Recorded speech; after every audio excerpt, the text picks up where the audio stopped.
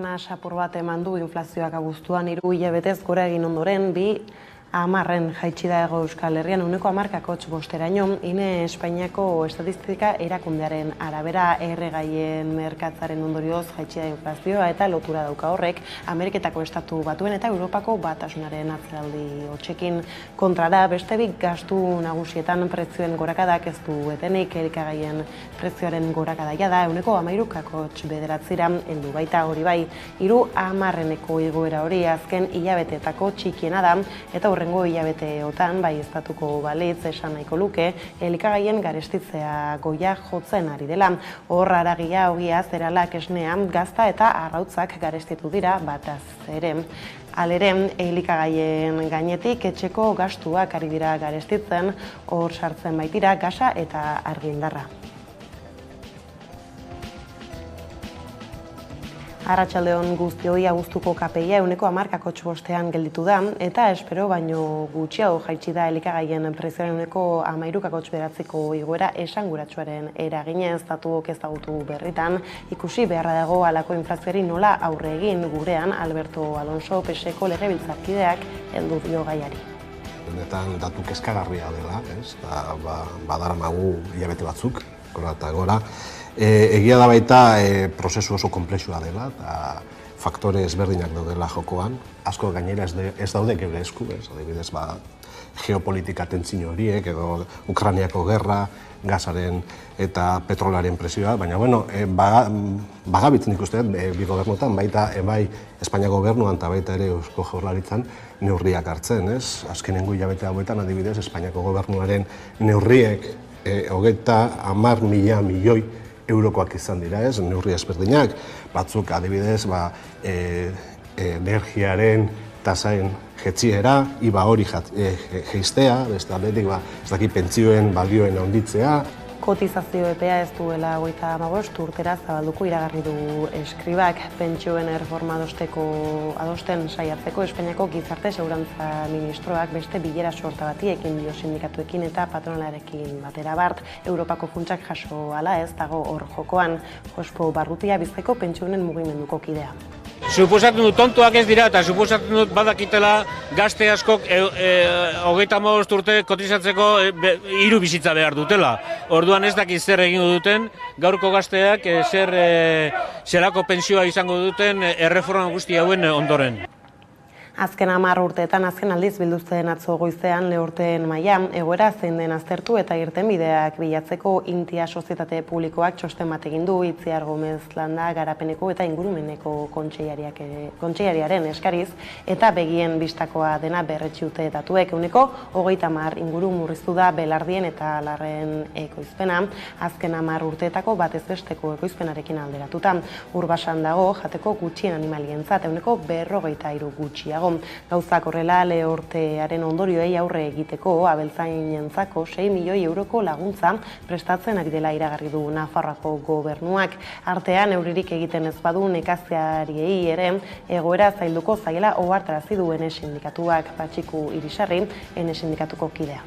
Lehorte honek orain abeltzainei ekarri baldin badie kaltea, momentu honetan egoera nahiko kritikoan daude baita ere Nafarroako herriberan. Zeren, Iesako urtegia iaia hutsa dago eta momentu batetik bestera moztutzen aldute uran emaria lurrak ureztatzeko, ez? Hau gertatzen baldin bada, sektore horretan ere arazoak izanen ditu. Inguruneari lotuta ere Lutxanako herritarrek eta Barakaldoko mugimendu ekologistak Serralta Zumarkaleko zuhaitzak moztu dituztela salatu dute eta udalak egindako arborizidioa ezagutarazi eta salatzeko sinadura kanpaina bat hasiko dutela iragarri dute. Bertan 600 etxebizitza eraikitzea aurre ikusten da. Entzun dezagun jarraian Madalena Ruiz Fernández, mugimendu ekologistako bozeramailea. Movimientos ecologistas sentimos que al matar y trocear los árboles de nuestra Alameda de Serralta nos han arrancado otro testigo material de nuestra historia. Ipar Euskal Herrira begira aldiz, bihar asteazkenean bilduko da Parisen Ipar Euskal Herriko ordezkaritza bat, Frantziako Hezkuntza Ministeritzako kabinetearekin bi aipagai izango dituzte mahai gainean, murgiltze eredua eta azterketak euskaraz egitea. Bestak beste Euskararen erakunde publikoko presidente Anjon Kurutxarri izango dan, eguerdi honetan ordea konexio egin dugu gure amerarekin eta horrela aritu da biharko bilkuraz. Bihar lehenik behar dugu administrazio berriaren ezagutza egin.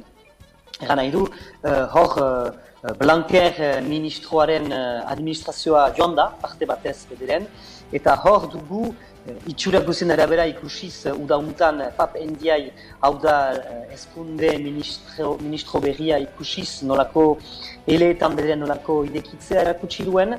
Hor badugu lehen entsaio bat, eta entsaio hortan baitugu bi gai nagusi, bata da azterketena eta bigarrena da murgiltzearena, murgiltze sistemarena.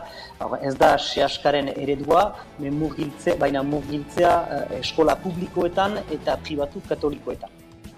Gaizadatuta berriz, gauekoak izeneko programa aurkeztu da Gasteizen udazkeneko denboraldirako aisialdigune alternatibo sortzaile, parte hartzaile eta osasun garria sortzeko. Idoia Ruiz kolektiboaren ordezkariak azaldu dizkigu ekimenaren nondik norakoak.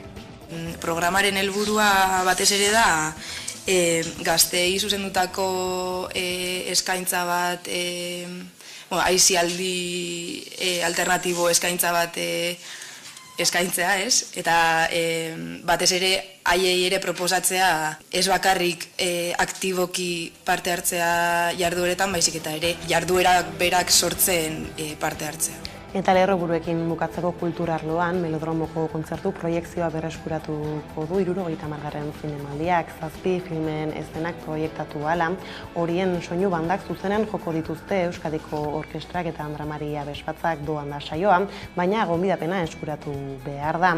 Pandemiak eragindako 2 urteko etenaren ostean, bueltan da Donostiako zinemaldian, jada klasiko bilakatu diren saioetako bat, Melodromoan egin oiren kontzertu proiekzioa entzuleen saiorik kutxunenetako bat izaten dela, eta etenaldian zehar askok galdetzen zietela noiz berreskuratuko ote zuten, horixe nabarmendu du Jose Luis Rebordino zinemaldiko zuzendariak. Bada hori bezala jaialdiaren lehen larun batean, hilak 17, eguerdian puntuan hasiko da Belodromoan 7 soinu bandaren emanaldi sinfonikoa, eta film horien ezenen muntaketa uztartuko dituen ikuskizuna saioa ordu eta laurdenekoa izango da eta sarrera doakoa da esan bezala, baina aurrez gonbidapena eskuratu beharra dago. Bada ekonomia arloko gaiei berriz iritsita aipatu dugu orain gutxi pentsioen erreforma adosten saiatzeko Espainiako Gizarte Segurantza Ministroak beste bilera sorta bati ekin dio sindikatuekin eta patronalarekin batera. Aiara Durreta lankideak azalduko dizkigu nondik norakoak jarraian. Pentsio erreforman adostu gabe geratu ziren neurriak zehazteko astelehenean bildu ziren Espainiako gobernua eta eragile sozial, sindikatu eta patronal nagusiak. Lehenengo batzarra bukatuta oraindik ez dute hitzordurik zehaztu eta horrez gain, bileran ministerioak ez du proposamen idatzirik egin eta ez da aparteko nobedarik izan. Kotizatu beharreko urteko purua eta gehiagizko kotizazioak igo ala ez dira adostu beharreko gaiak. Negoziazioak baina erlujupekoak dira, urte amaiera arteko epea baitu. Izan ere, Bruselasen oniritzia behar du erreformak eta horrek baldintzatuko du Europako funtsen bigarren ordainketa handia jasotzea.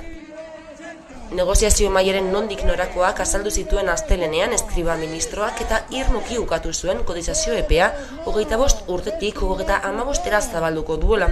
Realmente no estamos hablando de aumentar estrictamente el plazo de cómputo. En este momento y crecientemente cada vez hay más realidades en el mercado de trabajo durante los últimos años de la vida laboral no son necesariamente los mejores. Bien bitartean Euskal Herriko pentsiodunek bestelako iritzia dute.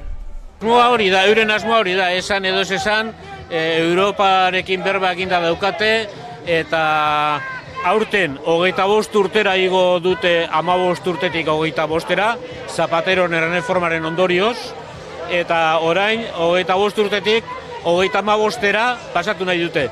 Eta suposatzen dut tontoak ez dira, eta suposatzen dut badakitela gazte askok 35 urte kotizatzeko 3 bizitza behar dutela. Orduan ez dakit zer egingo duten, gaurko gazteak zelako pentsioa izango duten erreforma guzti hauen ondoren. Ostera lan gatazkei erreparatuta lanalde enpresako telemarketingeko langileek euren lan jardunean etenaldia egin dute gaur, lan baldintza duinak aldarrikatzeko LAB eta SK sindikatuek deituta. Hilabeteak daramatzate enpresarekin soldata igoera negoziatzen, baina zuzendaritzak negoziatzen jarraitzari uko egin dio eta horrexegatik egin dute protesta gaur, bertan izan da Aiara Durreta lankidea. Lan baldintza duinalde lanaldeko langileek euren jardunean geldialdia egin dute LAB eta SK sindikatuek deituta. Telemarketingeko beharginek Hego Euskal Herrian dagoen errealitate ekonomikorekin bat datozen soldata igoerak negoziatzen daramatzate hilabeteak enpresarekin, baina egoera hoberantz ez duela egin salatu dute sindikatuek. 1200 pertsonek lan egiten dute egun lanalden eta telefono bidezko zerbitzuak eskaintzen dizkie enpresak Euskaltel, Iberdrola, EDP eta Kutxabank bezalako enpresei, baita Eusko Jaurlaritza eta Bilboko udalari ere. SK eta LAB sindikatuek salatu dutenez egoera ez doa hoberantz eta enpresak negoziazioari uko egin dio. Hori dela eta asteartero geldialdiak egingo dituzte lanaldeko langileek eta iraiaren 30ean gainera grebara deitu dute sindikatuek. LAB eta SK sindikatuok erabaki dugu badela garaia kalera irteteko eta horregatik lanuzteak egingo ditugu iraileko astearte guztietan eta greba egun osoan irailaren 30ean. Orain lanaldeni erakusteko unea da gu gabe deiak ez direla erantzuten. Merezi dugu soldata duinak izatea. Satxe sindikatuak jakinarazi duenez, Osakidetza zigortu egin dute greba eskubidea urratzeagatik. 2 sententzia jaso ditu aurkak Aldakoko ospitalean eta Uribe eskualdeko 2 osasun etxetan gehiegizko zerbitzu minimoak ezartzeagatik greba egunetan. Hala, Osakidetzako zuzendaritzari jarrera aldatzea galde egin dio erizainen sindikatuak euren aburuz agerian geratu baita nolako jarrera antidemokratikoa duen. Horrez gain, Osakidetzaren egoera larria dela esan dute sindikatuek Legebiltzarrean. Lehenik egoeraren diagnostikoa egin zuten 7 sindikatuk eta jarraian Legebiltzarreko kideek euren iradokizun eta galderak egin zituzten. Atzo guztiek nabarmendu zuten osasun arloko profesionalen beharra.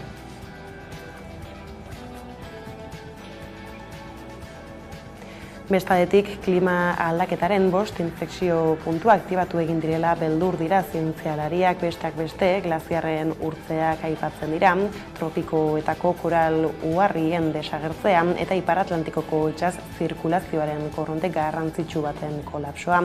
Ikusi zaun jarraian xehetasun gehiago. Science aldizkarian argitaratu den ikerketa zientifiko batek erakusten du klima aldaketaren 5 inflexio puntu aktibatu direla. Zientzialariek 16 puntu identifikatu dituzte eta horietako 5 arriskuan direla azpimarratu dute. Groenlandiako eta Antartikaren mendebaldeko glaziarren urtzea, eskualde borealetako izotz iraunkorren bat-bateko urtzea, tropikoetako koral uharrien desagertzea eta Ipar Atlantikoko itsas zirkulazioaren korronte garrantzitsu baten kolapsoa. Horiek ala klimaren egoera kontrolpean izatea gero eta zailagoa izango da, segurtasun klimatikoaren berme direla aintzat harturik. Esaterako Barentxeko itsasoaren neguko izotzaren galera dugu kasu. Atlantikoko urrepelak sartzen diren heinean, izotz gabe uzten ari da neguan izoztuta egon ohi den itsaso hori.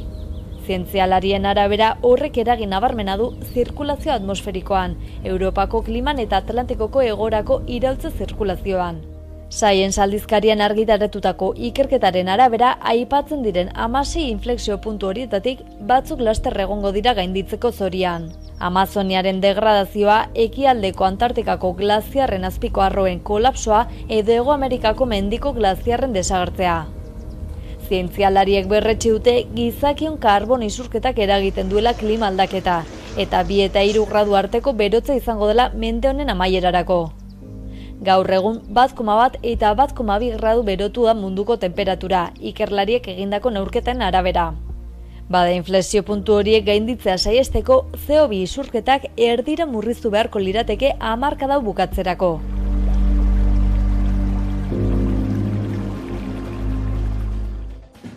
Ingurumenarekin lotuta ere aipatu dugu lerroburuetan azken 10 urteetan azken aldiz bildu zen atzo goizean lehorteen maila egoera zein den aztertu eta irtenbideak bilatzeko izan ere 30 inguru murriztu da belardien eta larren ekoizpena azken 10 urteetako bataz besteko ekoizpenarekin alderatuta.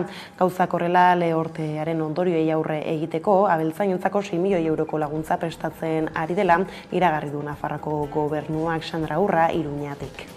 Gaurko eguna euritsua bada ere azkeneko hilabeteak oso lehorrak izan dira Nafarroan. Horregatik, 10 urteetan lehenbiziko aldiz lehortearen maila aktibatu da foru komunitatean. Intiak landa garapenerako Nafarroako erakunde publikoak egindako txostena oinarri hartuta. Abeltzainak bizi duten egoera zailari aurre egiteko 6 milioi euro jarriko dituela iragarri du Itziar Gomez kontseilariak. Besteak beste, lehortearen ondorioz sororik gabe geratu diren abeltzainak laguntzeko eta Ukrainiako gerraren ondorioz pentsuen prezioei ere aurre egiteko. Izan ere, maiatzatik honat bizi dugun lehorte honek ekarri du alde batetikan abeltzainak oso egoera larrian egotea, uzta erdia bildu da, eta gainera momentu honetan negurako bildu den uzta hori momentu honetan haziendari jatera ematen ari zaio. Oneri, gehitu bat zaio, elikagaien, lehen gaien prezioak izugarri gora indutela, 40% behintzat bai, eta hor ikusten da pentsuak eta belarrak eta luzernak eta horrelakoak zer nolako igoera izan duten, ez? Hau gutxi balitz, lehorte honek orain abeltzainei ekarri baldin badie kaltea, momentu honetan egoera nahiko kritikoan daude baitaren Nafarroako herriberan, zeren Iesako urtegia iaia hutsa dago eta momentu batetik bestera behar bada moztutzen aldute uran emaria lurrak ureztatzeko, ez? Hau gertatzen baldin bada sektore horretan ere arazoak izanen ditu. Ordea Lutxanako herritarrek eta Barakaldoko mugimendu ekologistek Serralta Zumarkaleko zuhaitzak moztu dituztela salatu dute eta udalak egindako arborizidioa ezagutarazi eta salatzeko sinadura kanpaina bat hasiko dutela iragarri ere. Bertan 600 etxebizitza eraikitzea aurre ikusten da. Barakaldoko udalak Serraltako zuhaitze osatzen zuten 100 urtetik gorako 40 zuhaitz moztu ditu, Lutxana auzoan, 600 etxebizitza eraikitzeko. Horren aurrean auzo elkarteek, ekologistek eta alderdi politikoek arborizidioa salatu eta sinadura kanpaina bat abiarazi dute. Lutxana ni olbida ni perdona lelopean, udalerriko zuhaitzien aurkako ekintza honen aurrean sinadurak biltzeko. Movimientos ecologistas sentimos que al matar y trocear los árboles de nuestra Alameda de Serralta nos han arrancado otro testigo material de nuestra historia. Herritarrek diru publikoarekin dozenaka zuhaitzil dituztela salatu dute eta Amaia del Campo alkatari eta EAJ-PS koalizioko tokiko gobernuari herritarrak engainatzea egotzi diete. Zapuztuta, minduta eta suminduta sentitzen direla esan dute. Nos sentimos frustradas, dolidas e indignadas, especialmente ante sus engaños descarados que hemos podido constatar en estos últimos días en el intercambio de sus propios emails. Gainera azaldu dutenez, etorkizunean eraikiko den parkaren gainean zalantzak baino gehiago daude. Izan ere Juan Antonio Pizarro etxebizitza plangintza eta hirigintza kudeaketako zinegotzi delegatuak dio parke berri horretan 2300 zuhaitz baino gehiago izango direla, espezie autoktonen eta esotikoen artean. Proiektu honen sustatzaileak ordea 500 zuhaitz besterik ez zituen aipatu. Batak dioenetik bestera alde handia dago eta kezkatuta daude herritarrak. Una diferencia del 80%. No hace pensar si al final la cosa quedará en un par de maceteros. Testu inguru honetan Barakaldoko EH Bildu salatu duenez, beste behin ere jeltzaleak eta sozialistak bat etorri dira sustatzaile pribatuen interes ekonomikoekin eta Lutxanako bizilagunen interesak defendatzeko erantzukizun publikoa alde batera utzi dute. Era berean Elkarrekin Barakaldok Twitterren azaldu duenez, zuhaitz mozketa azpikeriaz egindako plana da. EAJ-PS udal gobernuak auzokideekin jolastu baitu.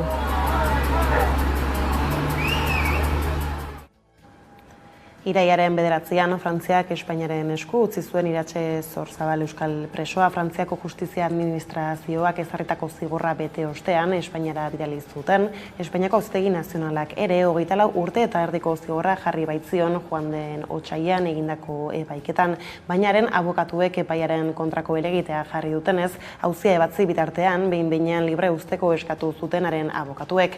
Orain Auzitegi Nazionalak erabaki du eskaera aintzat ez hartzea eta Zorzabalen behin-behineko espetxaldia luzatzea. Auzitegi Nazionaleko zigor arloko epaiek uste dute bidezkoa dela behin-behineko espetxaldia luzatzea, egozten dizkioten delituen larritasuna dela medio. Eta 1996an Gijonen eginiko atentatu baten parte hartu izana egozten diote Zorzabali. Epaiketan presoak torturak salatu zituen eta adierazi zuen bere burua erduntzat jo zuela tortura horiek saihesteko asmoz. Haren abokatuek helegitea aurkeztu dute Espainiako Auzitegi Gorenaren aurrean, uste baitute hari ere Atristain doktrina aplikatu ahal zaiola.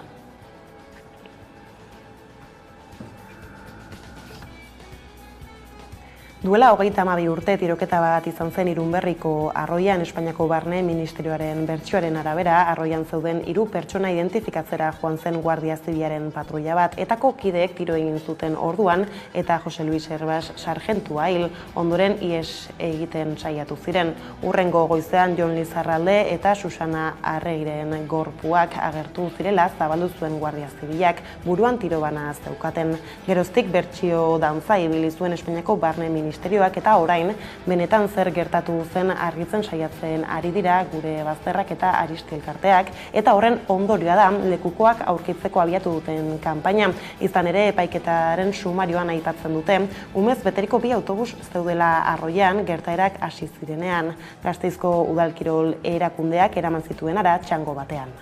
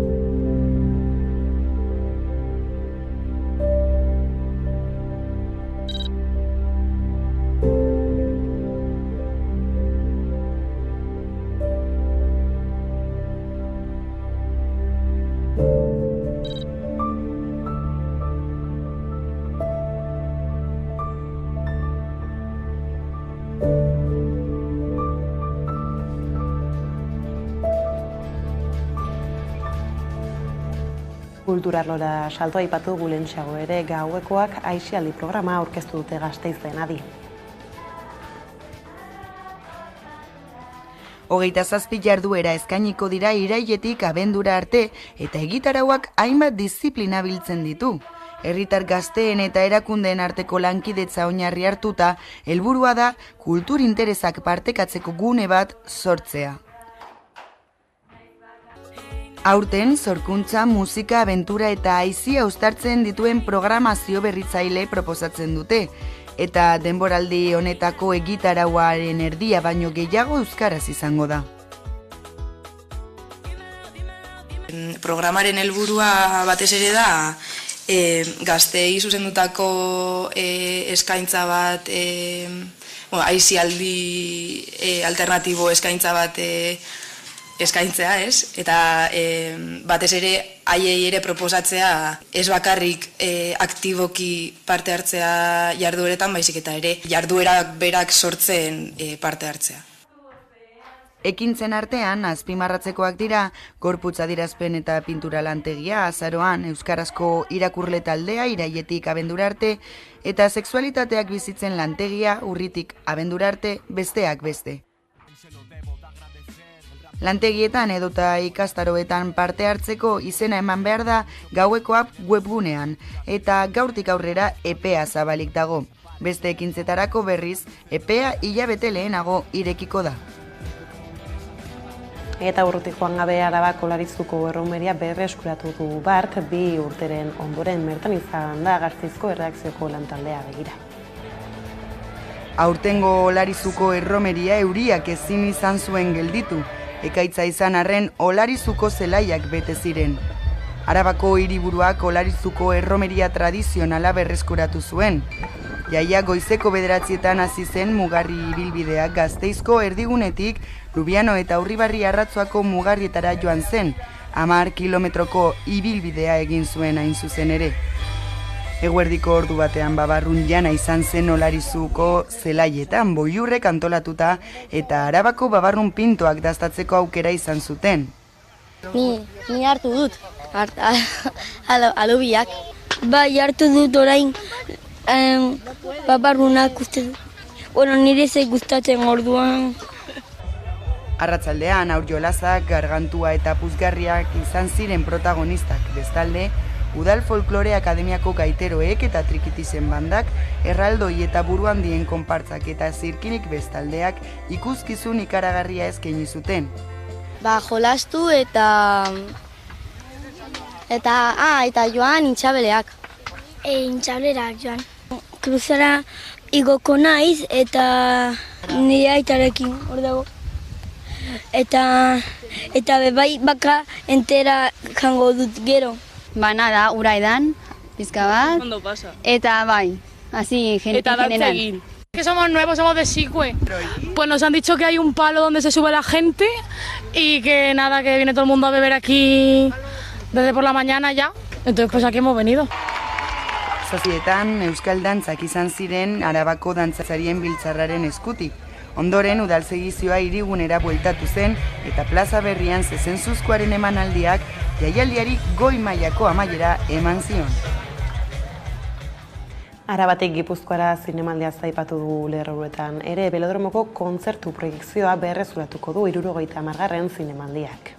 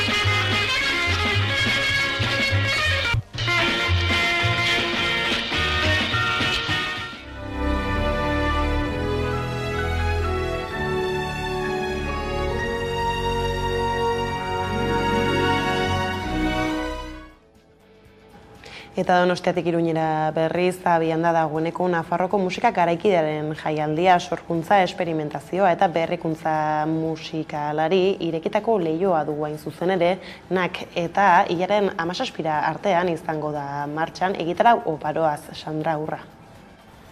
Topaketa jardunaldi eta kulturrekintzaz bete hasi diogu iraiari Nafarroan. Ekonomia sozialean buru belarri dabiltzaten eragileek hitzordua dute asteburu honetan Tafaian burujabe egunarekin.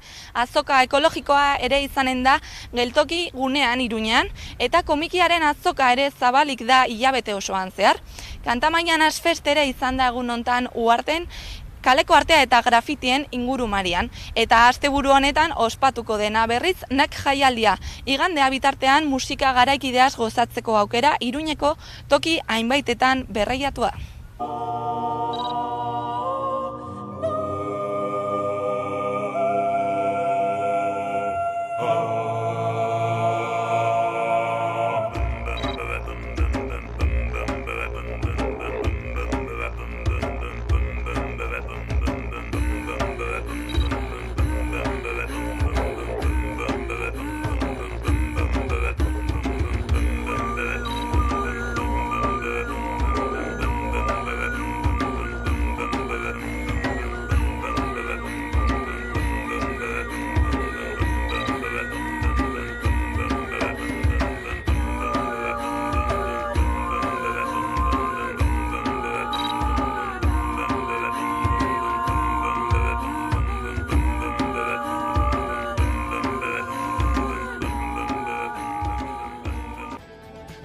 Eta horrela iritsi gara albistegiaren bukaerara, lerroetan aipatu legez Alberto Alonso, PSeko legebiltzarkidea izan du gaur gurean eguerdiko magazinean gonbiatu nagusi gisa.